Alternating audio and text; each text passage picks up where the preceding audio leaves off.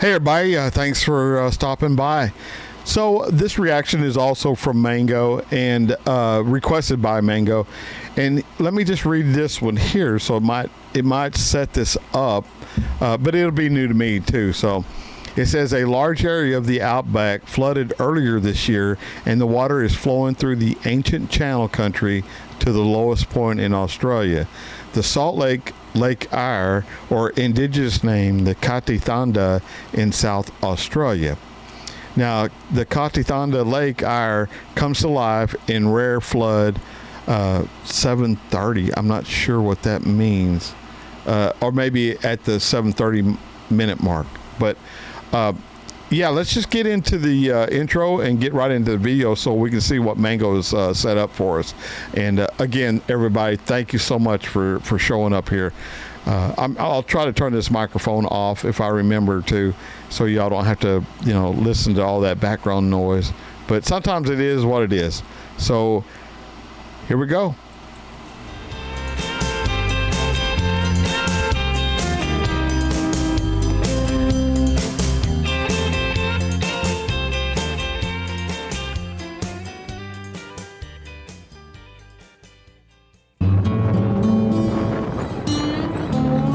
We expected to see the outback come alive, but not like this.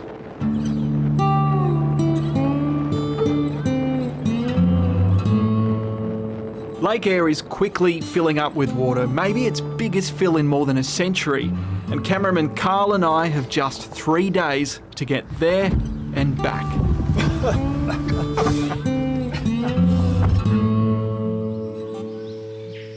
Make that 2 days.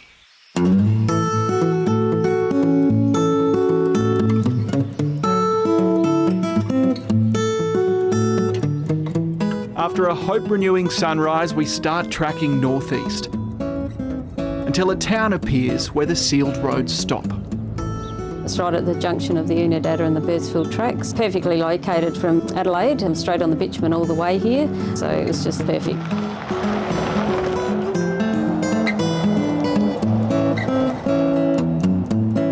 Maree is an old railway settlement with a population of 60 plus tourists, and Maria is the owner of its century-old hotel.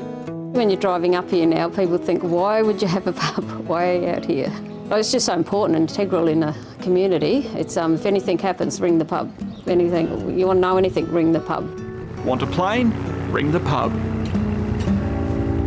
We are off to see something that has not happened in decades. Well, it has happened, but not like this. And there's only one way to see it.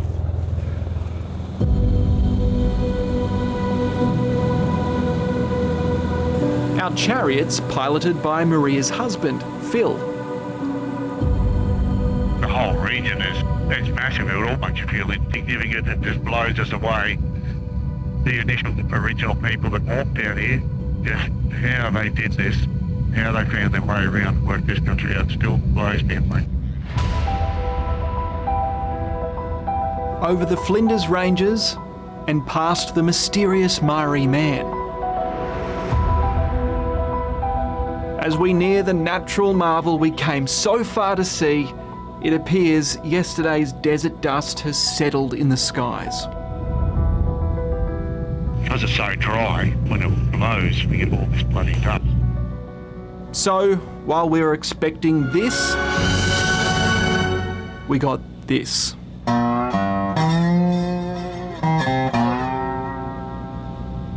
We did see it a bit like this in 2019. Quite a bit of water in the lake, but it's just stirred up so much. We hope the view might improve later, so fly northeast towards the source. Yeah, but it's a huge dispersal, as I say. It's just the most amazing natural irrigation system that you'll ever see. From up here, the name Channel Country makes vivid sense. The silver lining of the devastating flooding further north. Mate, in the water, out on the land, everything comes back to life. It's just wonderful to see nature spring out of the ground, if you like.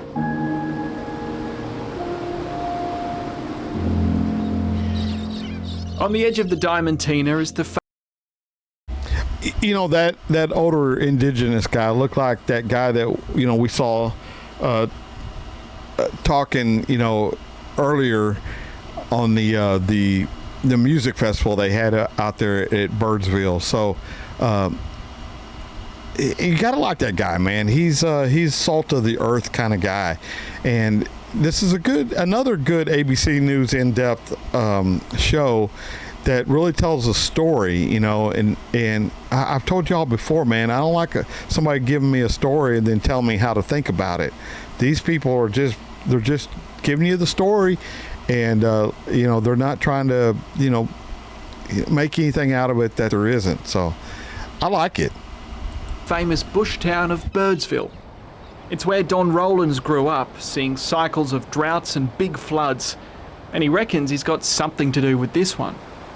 Recently I got the rainstone that my old people used, and I thought I might try this, and it worked. So here we are, we're down on the banks of the Diamantina River, and the water's just receded now, and all the birds, as you can see, they're attracted by all of this. They know it's coming before we do.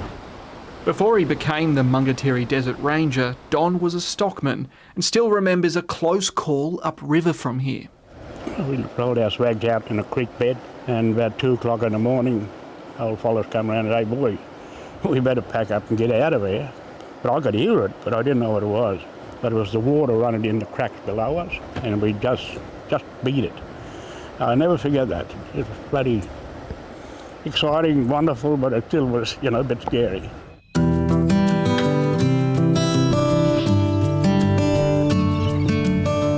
The town's full of stories, and usually this time of year packed with tourists. Locals worry out-of-towners think they've been washed away. I mean, whoever surveyed Birdsville in the 1800s did a fantastic job, because the water has never been into the town. It just goes straight past us and marches its way down to the lake. I guess the message is we are open for business. We didn't get our feet wet.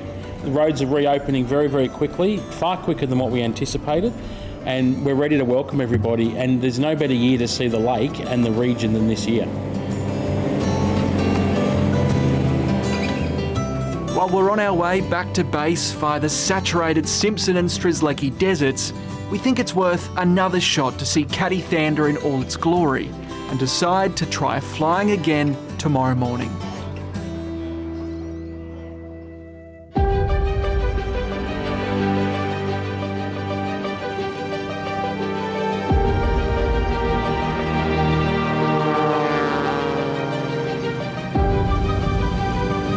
Our last day, and the conditions are finally in our favour.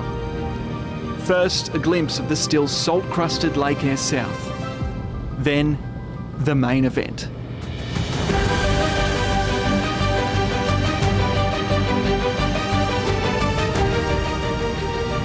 The best I've ever seen, absolutely, for sure.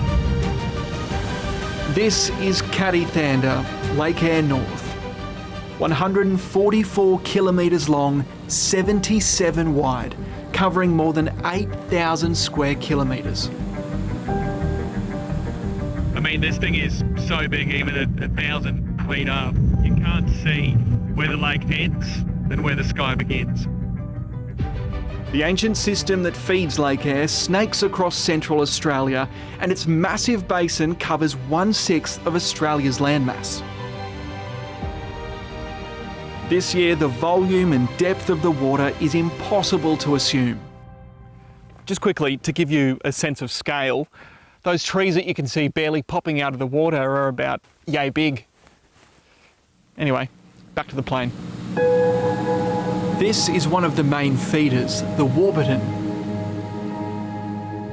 So after a 1,000 kilometre journey, the water finally makes it here to Lake Eyre, moving at a steady speed, walking pace, around 4 to 6 kilometres per hour.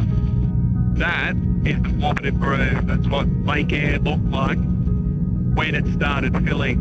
So it starts as a trickle and ends up becoming Australia's largest freshwater lake when it's full. I don't think it matters how many times I see it, to be honest. It's pretty amazing, pretty stunning.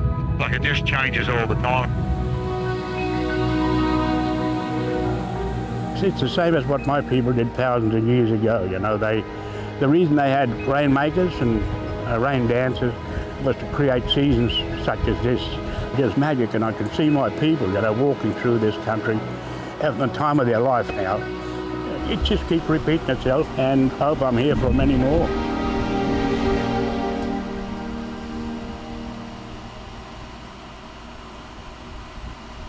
Oh, that was it. Yeah, I enjoyed that story, man, and some of the history of Australia. How this guy's indigenous family in generations, in 1,000 years of generations, walked that tough land and survived, and probably thrived as well.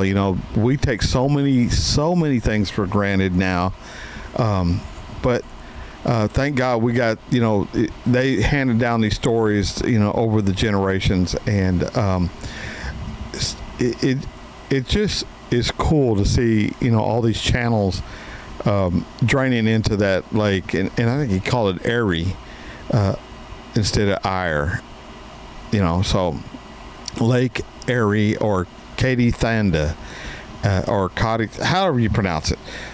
So yeah, that was pretty interesting. Thank you, Mango, for turning me on to that one. All right, y'all. So that's going to do it for me, man. Till I see y'all again, I'll catch you down the road. Thank you so much.